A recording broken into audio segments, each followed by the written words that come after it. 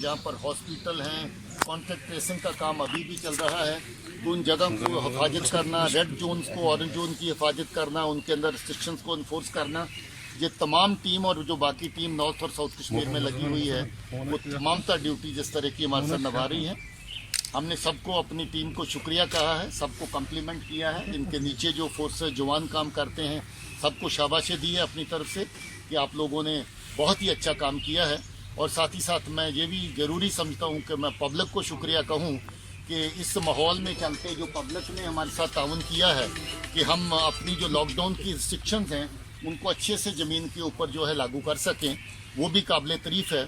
इसके साथ एक बात और कहना चाहता हूँ कि आज रमज़ान का महीना है और उससे पहले भी जब जुम्मा का रोज़ आता था तो जो मौलवी मौलाना मुल्ला साहबान हैं उनके साथ हमारी पुलिस और फोर्सेस ने जगह जगह जाके रब्ता किया, उनका भी शुक्रिया है कि उन्होंने खुद अपनी तरफ से अपील करके लोगों को समझाया कि माह रमज़ान जो है ये इबादत का महीना है सर, वो बाकी वहीं इबादत का महीना है। इसके चलते हम लोग जो हैं वो अपने घर में बैठ के इबादत करें। आज कांग्रीगेशनल जो प्रेयर्स हैं उसका वक़्त नहीं है। कांग्रीगेशनल प्रेयर्स अगर करेंगे तो उसकी वजह से हम लोग अपने साथियों के लिए, अपने परिवारों के लिए खतरा पैदा कर सकते हैं।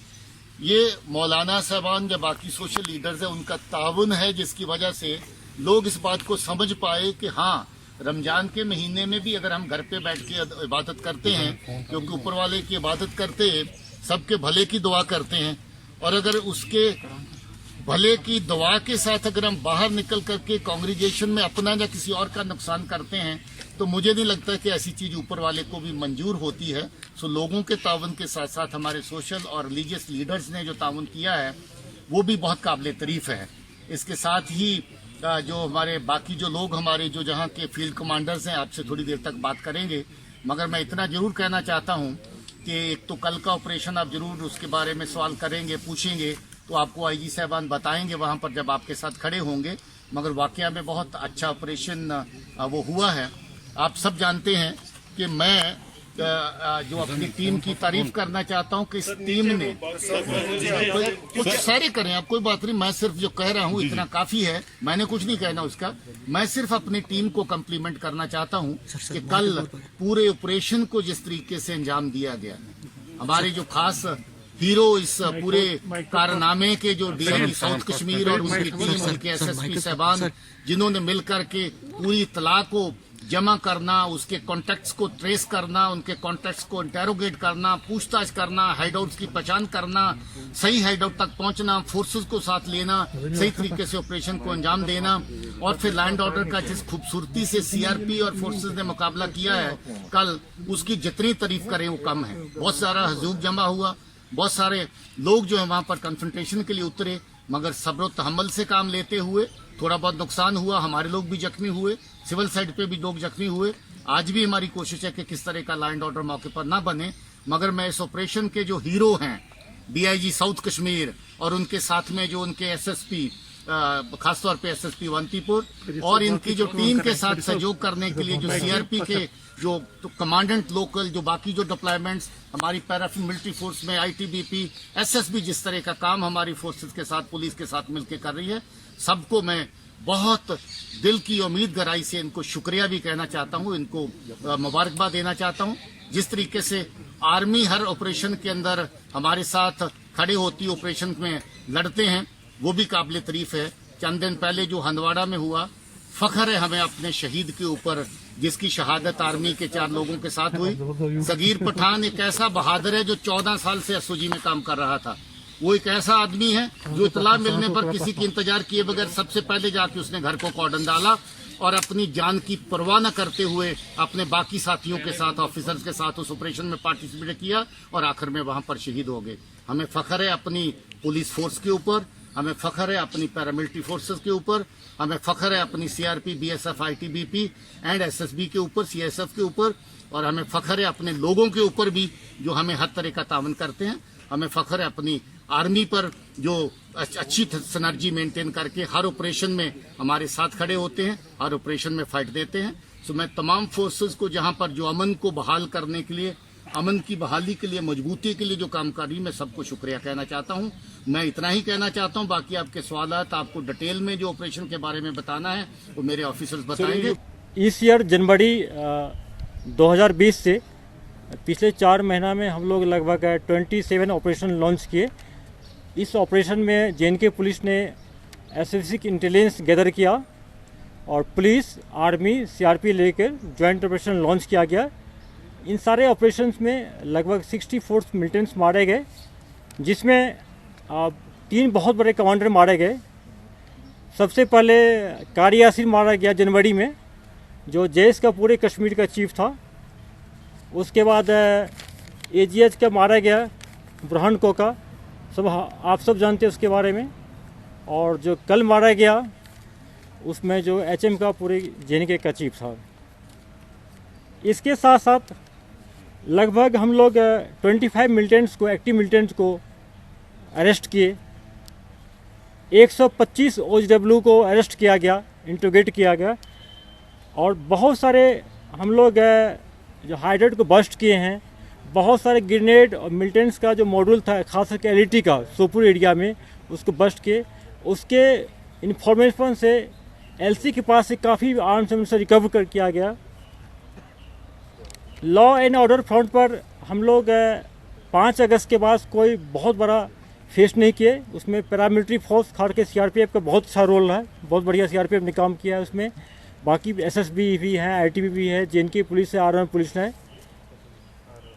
उसके बाद हम लोग मार्च लास्ट वीक में एक कोविड जो क्राइसिस आ गया, उसको जे.एन.के. पुलिस और CAPF के असिस्टेंस से बहुत बढ़िया से उसको हैंडल किया है। और लगभग 500 प्लस जो लॉकडाउन नाका है उसको हम लोग मैन कर रहे हैं। और इस ढंग से इनको इन्फोर्स कर रहे हैं कि कहीं पर कोई ज़्यादा इन्फेक्शन स्प्रेड नहीं हो। और उसमें पब्लिक का बहुत हम लोग का सहयोग मिला है और आगे भी एक्सपेक्ट करते हैं कि मिलेगा। मेडिकल स्टाफ हो, डॉक्टर्स हो, क्वारंटाइन सेंटर हो, वहाँ भी हम लोग प्रोटेक्शन दे रहे हैं। और इसमें हम लोग रिलीजियस लीडर्स को इन्वॉल्व किए हैं, मीडिया को इन्वॉल्व किए हैं, NGO को इन्वॉल्व कर रहे हैं इन पर हम लोग। जैसा कि हम सब जानते हैं फ्रेंड्स कि मई 2 के बाद 2 ऐसा इंसिडेंट हुआ जिसमें पुलिस और सिक्योरिटी फोर्स को थोड़ा सा सेटबैक लगा था।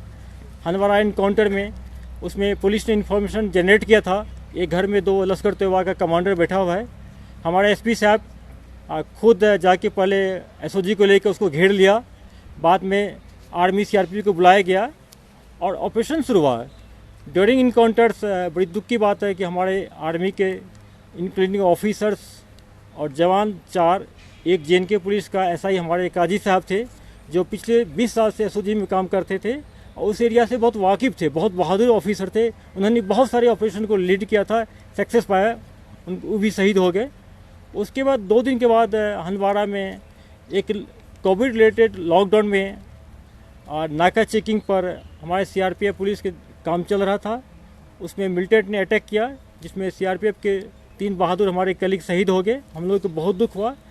कहने का मतलब है कि 3 दिन के अंदर हम लोग अपना 8 कलीग को खोए। आप मीडिया फ्रेंड्स लोग भी हम लोग पर बहुत प्रेशर किए कि सिचुएशन आउट ऑफ कंट्रोल हो गया। ऐसी बात नहीं है, ये प्रोफेशनल हैजार्ड होता है। कभी कभी ऐसा धक्का लगता है पुलिस सिक्योरिटी फोर्स को, लेकिन इसी क्राइसिस में, इसी चैलेंज को हम लोग एक अपॉर्चुनिटी समझे और हमारा जे.एन.के. पुलिस का जो काम करने का तरीका है, मेन फोकस हम लोग का होता है कि ह्यूमन नीड और टेक्निकल नीड को जनरेट करना और पुलिस, आर्मी, CRPF को लेके ऑपरेशन लॉन्च करना और जो टेररिस्ट है उसको न्यूट्रलाइज करना।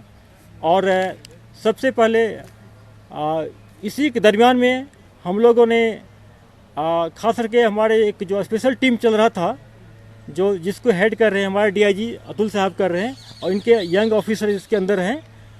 उन्होंने हालांकि पिछले 6 महीना से HM के कमांडर रियाज नायकों के पीछे थे, इन्फॉर्मेशन जनरेट कर थे और अभी तक में 5-6 उनके हाइडेड को हम लोग बस्ट कर दिए थे। बहुत सारे रेड मारे, कामयाबी नहीं मिला था। लेकिन मार्च फर्स्ट वीक में पिछले 6-7 दिन से इन्होंने अपने काम को और तेज़ी लाया और टीम को रात दिन कभी कभी ऐसा हुआ कि इनके टीम ने रात में सिर्फ 2 घंटा 1 घंटा सोए, जगह रहे कंटिन्यूस, एक एक ट्रैक करते कि उसके मूवमेंट को, उनके OGW को, उनके कुछ OGW को अरेस्ट कर गया, इंट्रोगेट किया गया और बहुत पिन पॉइंट खबर मिला। उसके तहत पुलिस की छोटी टीम ने पहले उस घर को कॉर्डन कर लिया, बाद में आर्मी को बुलाया गया, CRPF को बुलाया गया और पहला दिन सर्च करने पर उस घर में कुछ नहीं मिला। फिर भी हम लोग इतना कन्फर्म थे कि इसके अंदर मिलिटेंट है, या तो अंदर में होगा कहीं हाइड आउट में।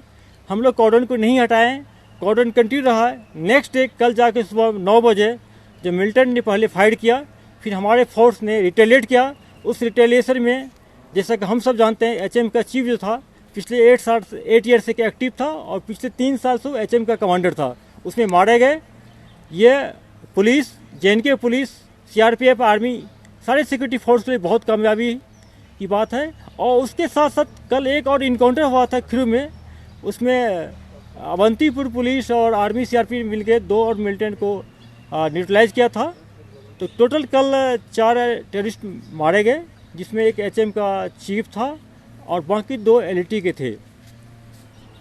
उसके बाद वहाँ पर इनकाउंटर साइट पर 5 अगस्त के बाद हम लोग पहला बार देखें कि जो लॉ एंड प्रॉब्लम ज़्यादा हुआ था। हालांकि ये एक पॉजिटिव साइन था कि लॉ एंड ऑर्डर जो था वह लोकलाइज था, इनकाउंटर साइट के सराउंडिंग था। कल मैंने खुद हेलीकॉप्टर से पूरा रेकी किया, साउथ कश्मीर में कहीं भी कोई प्रॉब्लम नहीं थी, सिर्फ उस इनकाउंटर साइट पर हुआ था। हैवी पथरा हुआ था, उसमें हमारे 2 व्हीकल डैमेज किए। उस दरमियान हम लोग उसको हैंडल किए, प्रोफेशनली किए। फिर भी कुछ करीब 10-11 जो मिसक्रिएंट्स है, स्टोन पेल्टर, इंजर्ड हो गए। 1-2 को बुलेट की इंजरी भी हुआ है। हॉस्पिटल में सारे हॉस्पिटलाइज हैं, हम लोग उसको मॉनिटर कर रहे हैं, सब आउट ऑफ कंट्रोल है। जैसे कि आप देखते हैं, हम सब जानते हैं कि लास्ट ईयर नॉर्थ कश्मीर में 35 मिलिटेंट मारे गए थे। इस बार टोटल अभी तक 9 मिलिटेंट्स मारे गए। ऐसा नहीं था कि लास्ट ईयर मिलिटेंट्स ही वहाँ पर नहीं था और इस बार हो गया। इन्फिल्ट्रेशन हो रही है, वहाँ मिलिटेंट है। और पिछला जो 2 इंसिडेंट हुआ है, जो पहला इंसिडेंट हुआ जिसमें कि हम सब जानते हैं कि हमारे कलीग्स 5 कलीग्स शहीद हो गए, बहादुर कलीग्स। लेकिन उस इनकाउंटर में एक ऐसा मिलिटेंट मारा गया है जो छिप गया, आप लोग उसको हाईलाइट नहीं किए। सोशल मीडिया में उसमें कन्फ्यूजन फैला दिया गया ये लोकल हैदर है वारपुरा सोपुर का, जबकि वो पाकिस्तानी हैदर था, मूसा का राइट हैंड था। मूसा जो 2000 LET के कमांडर था, 2018 मारे गए, तो उसको रिप्लेस किया था। और ये हैदर पाकिस्तान का है। ये बहुत लास्ट 3 ईयर से एक्टिव थे नॉर्थ कश्मीर में। ये रिक्रूटमेंट करा था और इसी भी पार्टी करते थे। LET का वहाँ बैकबोन था, वहाँ पर उस इनकाउंटर में मारा गया है। बाकी जो रिसेंटली जो हंदवारा में जो अटैक हुआ है, उसको हम लोग आइडेंटिफाई कर लिए। वो लोकल LET के 2 कमांडर हैं वहाँ कर, और हम लोग उसके पीछे लगे हैं। मैं आप लोग को एश्योरेंस देता हूँ कि बहुत जल्दी उसको हम लोग न्यूट्रलाइज कर लेंगे। 2 वेपन स्नैचिंग करके भागे थे, कामयाब हो गए थे। उसमें आर्म पेंसी राउंड भी थे, मारे गए। ये तो ऑलरेडी हम लोग शेयर कर चुके हैं आप लोगों से। सर, TRF के बारे में क्या पता है? नया मिलिटेंट आउटफिट TRF जो आया, देखिए, जैसा हम सब जानते हैं, TRF कोई नया चीज़ नहीं है। 5 अगस्त के बाद पाकिस्तान के जब वर्ल्ड प्रेशर पड़ा तो पाकिस्तान ने एक साजिश किया है कि नाम चेंज कर दें और ये दिखाएं कि ये TRF जो है ये लोकल मिलिटेंसी है, इसमें मेरा कोई हाथ नहीं है। जबकि TRF के जितने मिलिटेंट मारे गए हैं, जितने अरेस्ट हुए हैं, सब हमारे लिस्ट में लश्कर तैयबा की कैटेगरी में थे। और अभी हाल फिलहाल में उसने अपना पैमाना को बढ़ा दिया था और उसमें HM के लोगों को भी कुछ लिया है। और हाल में जो लोअर मुंडा में इनकाउंटर हुआ था, इसमें 2-3 मिलिटेंट मारे गए थे। उसमें काकपोरा का TRF का डिस्ट्रिक्ट कमांडर था, आसिफ मारे गए, आप सब जानते हैं उनको। तो TRF में हम ये कह सकते हैं कि LET और HM दोनों के कैडर है, ज़्यादा LET के है। आप देखे होंगे कि हर एक इंसिडेंट होता था तो TR तुरंत क्लेम करता था और टेलीग्राम पर डालता था कि मैंने एक्शन किया, मैंने ये क्या किया। लेकिन कल की कार्रवाई के बाद आप कहीं देखे नहीं आए। क्यों नहीं आया? कि जिस चैनल से उन्होंने टेलीग्राम के थ्रू ऑपरेट करता था, हम लोगों ने गवर्नमेंट मीडिया के हेल्प लेकर उसको बंद कराए हैं। कि रियाज नायकू एक तो 8 ईयर्स पुराना मिलिटेंट था, लोकल मिलिटेंट था, लास्ट 3 ईयर से HM के चीफ थे। और रेगुलरली हर एक 2 महीना पर 1 महीना पर एक वीडियो रिलीज करता था, यूथ को इंस्टिगेट करता है मिलिटेंसी ज्वाइन करने के लिए। ये कोई छिपाने की बात नहीं है, मुझे कहने में कोई हेजिटेशन नहीं है कि मिलिटेंसी रैंक में उनका पकड़ स्ट्रॉन्ग था, इन्फ्लुएंस करने का पावर था, इन्फ्लुएंस करता था। तो उसके मरने के बाद ये जो रिक्रूटमेंट है इसमें फर्क आएगा, कमी आएगी। दूसरी बात है कि उस एरिया में नार्को टेररिज्म का बोझ था, जितने भी ओपियम की खेती होती उससे उसको पैसा मिलता था, आज स्मगलिंग कराते थे, बहुत सारे सिविलियन किलिंग इन्वॉल्व थे। ये डेमोक्रेटिक प्रोसेस में ये लोगों को धमकाते थे कि वोट मत डालो, और पुलिस वाले को अटैक करते थे, सिक्योरिटी फोर्स पर अटैक करते थे, इनोसेंट सिविलियन पर अटैक करते थे, किलिंग करते थे। जैसा कि हम सब जानते हैं कि 25 मार्च को जो लॉकडाउन शुरू हुआ था तो बुरहान वानी रियाज नायकू का एक वीडियो आया था, उस वीडियो में उन्होंने कहा था कि कोरोना से ज़्यादा यहाँ की JNK police security force harmful है, इस पर अटैक करो, इसको मारना चाहिए। उसके बाद देखे होंगे कि पुलिस पर अटैक हुआ, पुलिस को किडनैप करने का प्रयास किया, सिविलियन किलिंग हो गया। तराल एरिया में 2 सिविलियन मारा गया, उसके बाद आपको कुलगाम में मारा गया, संगम में मारा गया, 6-7 सिविलियन पर अटैक है इस नाम पर कि पुलिस का इन्फॉर्मर है, जबकि वह इनोसेंट सिविलियन थे। तो कहने का मतलब है कि उसी के वो खुद मारने इन्वॉल्व दैट नहीं हो, लेकिन इंस्टिगेट करके दूसरे मिलिटेंट से मरवाते थे। तो इसके चक्कर में बहुत सारे सिविलियन मारे गए हैं। और जब ये मारा गया, न्यूट्रलाइज हुआ, तो मैं गर्व के साथ कह सकता हूँ कि सिक्योरिटी फोर्स के लिए बात कामयाबी है, पुलिस के लिए कामयाबी है, और आवाम को भी इससे राहत मिलेगी। लॉ एंड ऑर्डर आईजी साहब के हुक्म से बनने होता है। आईजी साहब कुछ जो हमारे टूल्स है उसको यूटिलाइज करते हैं। उसमें पहला है कर्फ्यू इम्पोज करना, कम्युनिकेशन में ब्लॉक लगाना, नाका लगाना, डिप्लॉयमेंट करना, ये हमारा टूल्स है, लीगल टूल्स है। तो इसी के चलते ना कंट्रोल होता है। ऐसा नहीं होता कि हम हुक्म दिए तो कंट्रोल हो जाएगा। तो ये जो कम्युनिकेशन गैप लगाना ये बहुत जरूरी है। नहीं तो आप देखते हैं कि अगर नहीं बंद करते हैं तो अभी तक इतना रिमोट आप हेल्थ देखते हैं, पुराना वीडियो को अपलोड करता है, लोगों को हिस्ट्री करता है, हर जगह प्रॉब्लम होता है। कब तक रहेगा? बहुत जल्दी कंट्रोल कर लेंगे हम लोग, कर लेंगे, फिर खोल देंगे, कोई बड़ी बात नहीं है। साहब क्या रियाज नायकू के जाने से माना जाए कि लीडरशिप जो है वो वाइप आउट हुई, और दूसरी बात क्या रियाज नायकू टनल्स का इस्तेमाल करता था आने जाने के लिए या फरार होने के लिए? कोई टनल का अभी तो कोई रिपोर्ट नहीं है, लेकिन उसका अपने एरिया में लोकेलिटी में काफ़ी हाइडआउट था। कम से कम 6-7 मरने के पहले हाइडआउट को हम लोग बस्ट कर चुके थे। ये 7वां हाइडआउट था जिसमें मिला ये, और बहुत कंट्रोल इससे होगा। क्या लीडरशिप खत्म हो गई है मिलिटेंट? ऑब्वियसली जो उसका मोस्ट जो एक्सपीरियंस लॉन्ग हैंडल लीडरशिप खत्म हो चुका था, उसका सिर्फ कारी या सिर्फ मर गए, जैस का भी हो गया है, एजीएच की हो गया है, लेकिन लीडरशिप तो बनते रहता है। वो खुद बनाएंगे उसको, फिर उसके पीछे बढ़ेंगे। कौन बना है मुझे पता है, अभी ये शेयर नहीं करेंगे आप लोग को, शायद आप लोग पता भी होगा, लेकिन उसके पीछे भी हम लोग पड़े हैं। देखिए, जब से हम लोग कश्मीर जेएनके एकेडमी ज्वाइन किए, ये हम लोग मानते हैं कि होली मंथ रमजान में अटैक बढ़ता है, लेकिन हम लोग दूसरी हमारे लिए चैलेंज था, होली रमजान मंथ था, दूसरा कोविड में डिप्लॉयमेंट। मेरा मैक्सिमम फोर्स लगा है कोविड डिप्लॉयमेंट में लगा है, लेकिन इस सिचुएशन के रहते हुए हम लोग प्लानिंग किए हुए थे, अभी भी किए हैं, उस पर जारी है कि एंटी टेररिस्ट ऑपरेशन को हम लोग लॉकडाउन नहीं करेंगे, इसमें तेजी लाएंगे, करते रहेंगे। उनकी बॉडी को भी उनके परिवार को नहीं दिया जा रहा है, इसका क्या रीजन क्या है? अचानक से चेंज कैसे? हनबारा जो अटैक में एक अनफॉर्चुनेटली एक लड़का जो मेंटेनेंस में था उसको गोली लग गया था। हम लोग उनके घर वाले के पास सोच के मोटिवेट किए कि अगर हमको आपको डेड बॉडी देते हैं, देने में कोई दिक्कत नहीं, पहले तो मीडिया में बता दें इनोसेंट है, कुछ नहीं छिपाए हम, अगर आपको देंगे तो गांव वाले आपको प्रेशराइज करेंगे, 2000 लोग आ जाएंगे, उसके जुलूस में जाएंगे, जनाजा फ्यूनरल में। तो चूंकि रेड जोन एरिया है तो संभावना था कि स्प्रेड हो जाता वायरस वहाँ पर। उनके फैमिली मेम्बर मुतमिन हो गए, उनके इज्जत के साथ गाड़ी में ले गए, हम लोग एक आइसोलेट जगह पर उनको बारामूला में लाश सेट करवाई, इज्जत के साथ रिलीज। अदर मिलिटेंट्स जो लोकल मिलिटेंट्स थे उनकी बॉडी पहले परिवार को दी जाती थी, अब वो नहीं दी जाती। बिल्कुल, जब तक कोरोना वायरस का खतरा है तब तक हम लोग नहीं देंगे।